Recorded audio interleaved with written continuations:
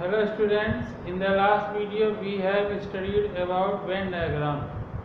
Today we will solve exercise 1.4 based on Venn diagram and operation on sets. The first question है exercise 1.4. Question number 1 है, दो set दिए हैं x और y. Set x है 1, 3, 5, set y है 1, 2 and 3. अब इन दोनों का यूनियन करना है, फाइंड यूनियन. तो फर्स्ट में x यूनियन y क्या होगा? तो यूनियन में क्या करते हैं, दोनों को मिला देते हैं. जो एलिमेंट दोनों में है उनको एक बार लिखेंगे. 1 दोनों में है 1 लिख लिया, यहाँ 2 है 2 लिख लिया, 3 दोनों में है उसको 1 टाइम और 5. यानी दोनों सेट के एलिमेंट लिखेंगे, लेकिन जो दोनों में कॉमन है उसको एक ही बार लिखेंगे. x यूनियन y क्या हो गया? 1, 2, 3, 5. अब क्वेश्चन नंबर 1 का फोर्थ पार्ट.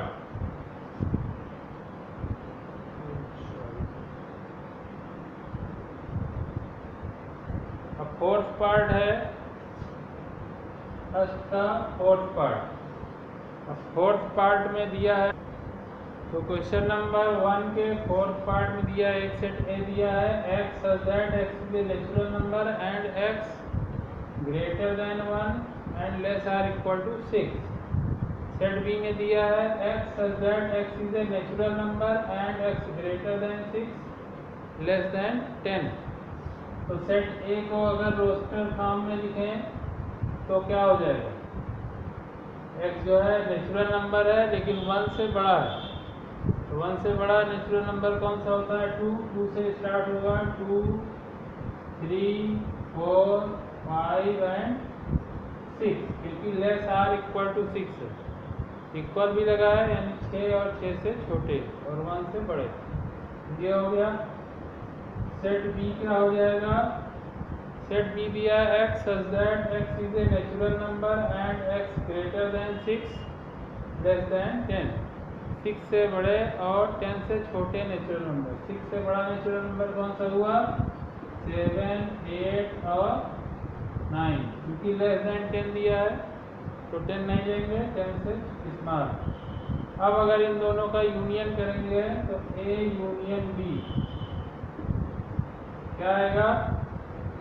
दोनों को कंबाइन कर देंगे तो 2, 3, 4, 5, 6, इसके सारे एलिमेंट हो गए. 7, 8 और 9, 7, 8 और 9, इनमें कोई एलिमेंट रिपीट नहीं है. तो इसके एलिमेंट लिख लिए और इसके एलिमेंट, तो क्या आ गया? A union B. ये रोस्टर फॉर्म में है. इसको चाहें तो हम लोग सेट बिल्डर फॉर्म में भी लिख सकते हैं.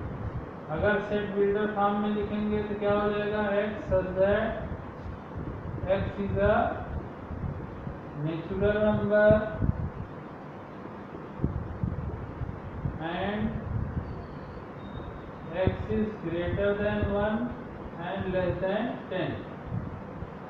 इन दोनों को डायरेक्ट कंबाइन करके रोस्टर फॉर्म में लिखना चाहें तो ऐसे लिख सकते हैं. x such that x is a natural number and x greater than 1 less than 10.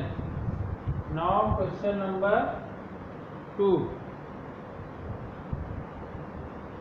Question number 2 है. इसमें एक सेट दिया है ए बी और दूसरा सेट दिया है ए बी सी. तो पहले पूछ रहा है is A subset of B, क्या ए बी का सबसेट है? तो सबसेट है या नहीं है? सबसेट क्या होता था? जिसके सारे एलिमेंट दूसरे सेट में हो. यहाँ एलिमेंट सेट ए के हैं ए और बी, और ए और बी यहाँ सेट बी को बिलोंग कर रहा है. तो all element of A belongs to set B, therefore set A is subset of B. तो यहाँ आंसर क्या हो जाएगा? Yes, set A is subset of B. अब पूछ रहा है what is A union B. तो ए यूनियन बी बहुत इजी है. दोनों को कंबाइन करेंगे तो ए बी दोनों में है तो ए बी लिख लिए 1 टाइम और अदर एलिमेंट क्या है सी, तो कंबाइन करने पे क्या आ गया ए बी सी। तो हम लोग ऑपरेशन पढ़ते समय पढ़े थे कि अगर एक सेट दूसरे का सबसेट, तो यूनियन करने पे कौन आएगा सुपर सेट। यहाँ A is subset of B means B is superset of A, तो ए यूनियन बी करने पे क्या आया ए बी सी, और ये क्या है सेट बी के इक्वल, तो यूनियन करने पे कौन आया super set. Now question number 3। अब क्वेश्चन नंबर 3 एकदम क्वेश्चन नंबर 2 में हम लोग ये कर चुके। ए कह रहा if A B are two set such that A is subset of B, then what will be value of A union B. अभी लास्ट क्वेश्चन में बताया, पहले भी बता चुके हैं, अगर एक सेट दूसरे का सबसेट है तो यूनियन करने पे कौन आएगा superset. A is subset of B, therefore B is superset of A, तो दोनों का यूनियन करेंगे तो क्या आ जाएगा set B. Now question number 4। तो क्वेश्चन नंबर 4 में 4 सेट दिए हैं, 4 सेट दिए हैं। सेट ए है 1 2 3 4, set B is given 3 4 5 6, set C is 5 6 7 8, set D is 7 8 9 10। अब इसमें हमको फाइंड करना है डिफरेंट ऑपरेशंस। अब इसमें 7 पार्ट हैं, इसमें से हमने 4 पार्ट ले लिया, फर्स्ट थर्ड फिफ्थ और 7। तो फर्स्ट पार्ट है ए यूनियन बी, तो यूनियन करना हम लोग सीख चुके हैं। ए यूनियन बी, ए और बी का यूनियन करेंगे तो जो कॉमन एलिमेंट है उनको 1 टाइम और जो बचेंगे उनको भी लिख देंगे। 3 4 यहाँ कॉमन है, 1 2 3 4 कॉमन है तो 1 टाइम, और बाकी बचे इसमें 5 और 6, तो दोनों के एलिमेंट लिख लिए, जो कॉमन है उनको 1 टाइम। इसी तरह बी यूनियन सी। अब बी यूनियन सी करें तो पहले बी के एलिमेंट लिख लें 3 4 5 6, 3 4 5 6। अब सी के एलिमेंट है 5 6, ये लिख चुके हैं, जिसको फिर से नहीं लिखेंगे। अदर एलिमेंट कौन से हैं 7 और 8, तो 7 8 लिख दी। अब यहाँ है A union B union C, तो पहले हम लोग इसमें करेंगे ए यूनियन बी फाइंड कर लें, जो कि हम लोग फाइंड कर चुके हैं। ए यूनियन बी क्या आया था 1 2 3 4 5 और 6, ये हम लोग फाइंड कर चुके हैं। और सेट सी दिया है 5 6 7 8। अब हम लोग फाइंड करेंगे A union B union C, तो ए यूनियन बी ये आया और यूनियन सी सेट ये है। अब इन दोनों का यूनियन करना है, तो ए यूनियन बी के एलिमेंट पहले लिख लेंगे, क्या हो जाएगा 1 2 3 4 5 और 6। अब उसके बाद सी के एलिमेंट लिखेंगे, इसमें 5 6 हैं, लेकिन 5 6 पहले लिख चुके हैं, जिसको रिपीट नहीं करेंगे। बचा कौन 7 और 8, तो क्या हो गया 7 8। तो इस तरह A union B union C find करना है। ए यूनियन बी फाइंड कर लेंगे और सी दिया ही है, दोनों को कंबाइन कर लेंगे, तो मिल जाएगा हमको A union B union C. ऐसे ही बाकी के पार्ट कर लेंगे। Now see question number 6। Question number 6 में एक सेट दिया है ए 3 5 7 9 11, सेट बी दिया है 7 9 11 13, सेट सी दिया है 11 13 15, डी दिया है 15 और 17। अब इसमें भी कई पार्ट हैं, कुछ पार्ट हम लोग ले रहे हैं। फर्स्ट पार्ट में करना है ए इंटरसेक्शन बी, तो ए इंटरसेक्शन बी क्या होगा। इंटरसेक्शन में हम लोगों ने पढ़ा था, इंटरसेक्शन में दोनों सेट के वही एलिमेंट लिखते हैं जो दोनों में हो, यानी कि दोनों में जो कॉमन हो, दोनों को बिलोंग करते हैं। तो सेट ए और बी में ऐसे कौन से एलिमेंट हैं जो कॉमन है? यहाँ देखिए 9 10 और यहाँ भी 9 10, 7 भी, तो 7 9 11, 7 9 11 दोनों में कॉमन है। तो इंटरसेक्शन करने पे क्या आएगा? 7 9 और 11, तो केवल वही एलिमेंट लिखेंगे जो दोनों में कॉमन है।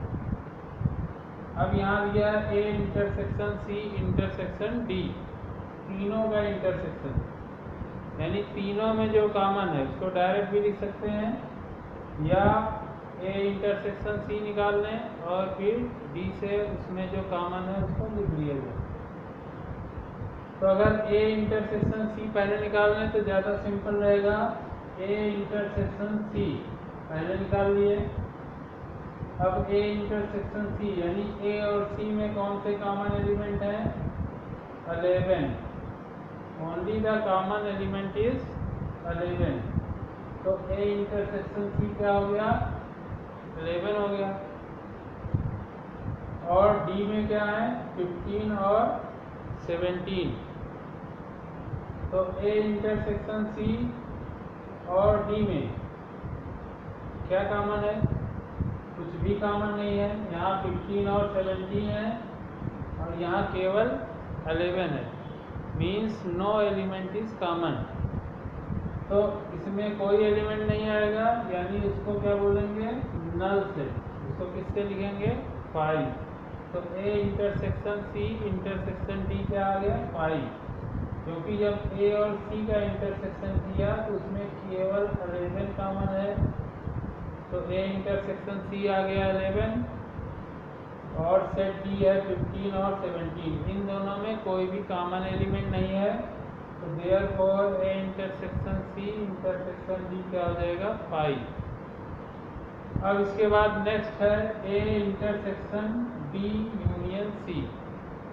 क्योंकि यहाँ ब्रैकेट लगा है, यहाँ ब्रैकेट नहीं था, तो चाहे ए इंटरसेक्शन सी निकाल लें पहले, उसका डी से इंटरसेक्शन करें, या सी इंटरसेक्शन डी निकाल लें, उसका ए से इंटरसेक्शन करें, लेकिन यहाँ ब्रैकेट लगा। तो पहले इसको एक साथ करेंगे। पहले बी यूनियन सी निकाल लें हम लोग। तो बी यूनियन सी क्या होगा? बी यूनियन सी फाइंड करें। तो यूनियन में हम लोगों ने पढ़ा है दोनों के एलिमेंट लिखते हैं, जो कॉमन है उसको 1 टाइम। तो बी के एलिमेंट पहले लिख लिए 7 9 11 और 13। तो 7 9 11 और 13 हो गया, ये हो गए बी के एलिमेंट। अब सी के एलिमेंट 11 13 15, 11 13 ऑलरेडी रिटन, तो हम क्या लिखेंगे? 15। तो ये हमारा आ गया बी यूनियन सी। अब इसका ए से इंटरसेक्शन करना है। सेट ए में क्या है? 3 5 7 9 और 11। अब इन दोनों में क्या कॉमन है? 7 9 यहाँ भी है, यहाँ भी है, 11 यहाँ भी है और यहाँ भी है। तो 3 एलिमेंट कॉमन है, 7 9 और 11। इन दोनों में 7 9 और 11 कॉमन है। तो therefore A intersection B union C क्या आ जाएगा? 7 9 और 11। ठीक है, बी यूनियन सी निकाल लिया, ये मिल गया। उसके बाद ए से इंटरसेक्शन कर दिया, यानी ए और बी यूनियन सी में जो कॉमन है उनको ले लिया। वो एलिमेंट कौन से हैं? 7 9 और 11। अब 9th पार्ट इसमें है A intersection B union C. तो ए इंटरसेक्शन बी हम लोग फाइंड कर चुके हैं 7 9 और 11। बी यूनियन सी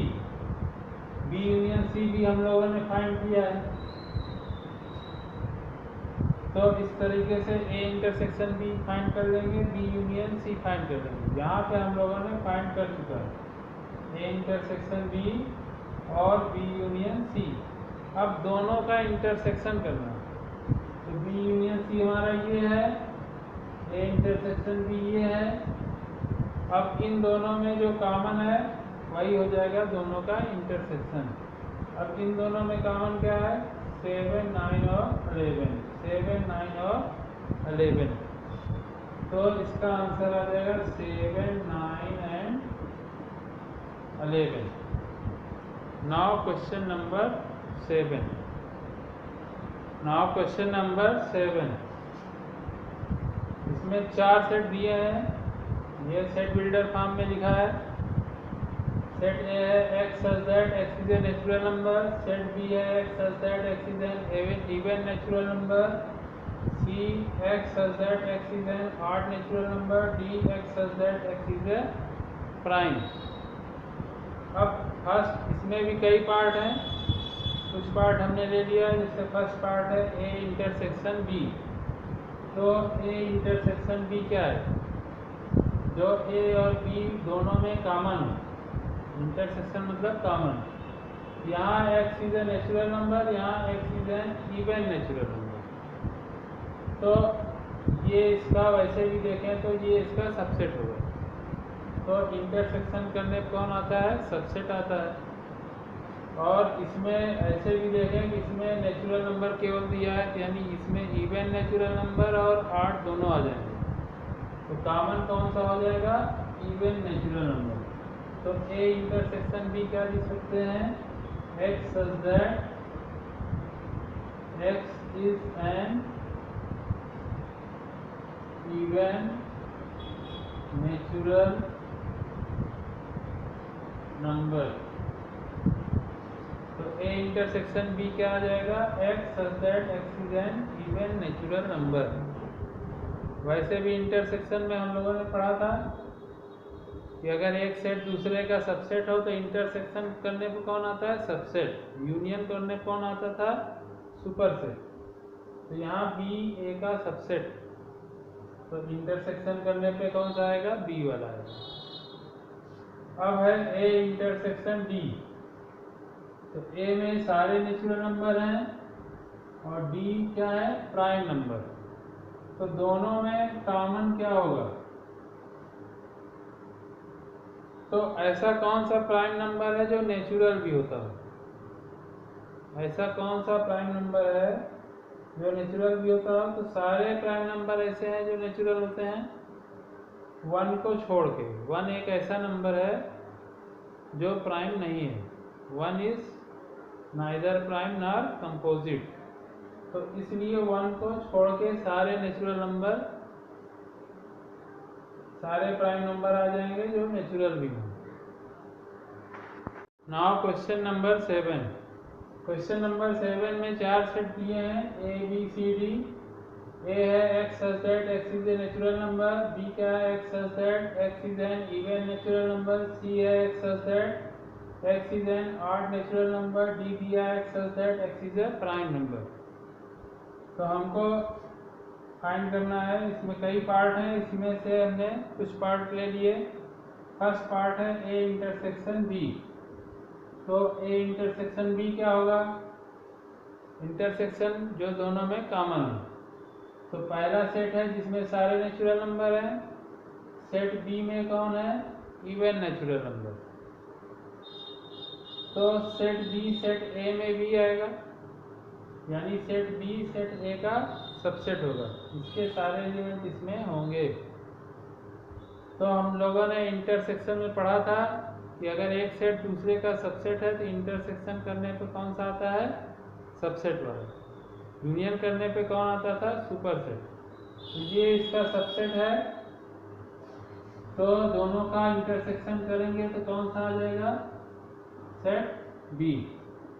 तो A intersection B set B के इक्वल होगा। उसके बाद है ए इंटरसेक्शन डी। ए और डी में क्या कॉमन है? अब डी क्या है? X is a prime number. अब प्राइम नंबर हम लोग जानते हैं 2, 3, 5, 7 सो ऑन। और ए क्या है? इसमें सारे नेचुरल नंबर हैं और ये सारे भी नेचुरल नंबर हैं, यानी ये सारे इसमें होंगे। These elements will belong to this set, यानी सेट डी ए का सबसेट हुआ। तो इंटरसेक्शन करने पे कौन सा आएगा, डी वाला। डी ए का सबसेट है, तो ए और डी का इंटरसेक्शन करेंगे तो कौन सा आएगा, डी। ये सारे इसमें होंगे। अब B intersection C, B intersection C, B में क्या है, इवन नेचुरल नंबर, और सी में क्या है, ऑड नेचुरल नंबर। तो इंटरसेक्शन में कॉमन वाले लिखते हैं, इसमें इवन नेचुरल नंबर, इसमें ऑड नेचुरल नंबर, यानी कि दोनों डिसजॉइंट सेट हैं, दोनों में कुछ भी कॉमन नहीं है। तो दोनों का इंटरसेक्शन करेंगे तो क्या आएगा, नथिंग, यानी कि पाई, नल सेट आएगा।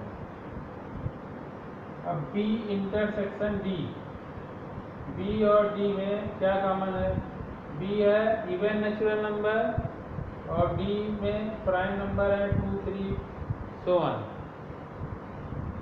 तो ऐसा कौन सा नेचुरल नंबर है जो इवन भी हो, क्योंकि बी में हमको इवन नेचुरल नंबर ही है और डी में ये सारे प्राइम नंबर हैं। तो 2 ऐसा प्राइम नंबर है जो इवन भी हो, तो 2 डी में भी आएगा और बी में भी आएगा। तो बी और डी का इंटरसेक्शन करेंगे तो क्या आएगा, ओनली 2। ठीक है, तो that's all for today. In the next video we will solve other questions of exercise 1.4. Thanks for watching the video. If you like video, don't forget to like, share and subscribe. Thank you.